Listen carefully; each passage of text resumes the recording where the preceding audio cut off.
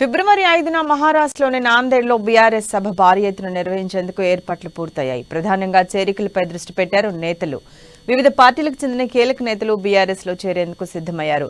ఛత్రపతి శివాజీ వారసుడు శంభాజీరాజే ఈ సభకు ప్రధాన ఆకర్షణగా నిలుస్తారని అంటున్నారు.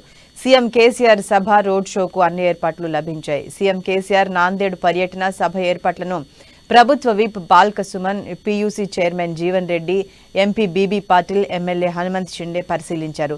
ఫిబ్రవరి 5న ఉదయం సీఎం కేసీఆర్ నాందేడ్కు చేరుకున్న అనంతరం ముందుగా గురుద్వారా సందర్శన ఉంటుంది. అక్కడ కేసీఆర్ సహా ఇతర నేతలు ప్రత్యేక ప్రార్థనలో పాల్గొంటారు. ఆ తర్వాత హింగోలి రోడ్ ఎదురుగా ఉన్న గురుద్వారా సత్కంద్ బోర్డు మైదాన్లో బీఆర్ఎస్ చేరికల సమావేశం ఉంటుంది. మధ్యాహ్నానికి ఈ కార్యక్రమం ముగించాలనుకుంటున్నారు.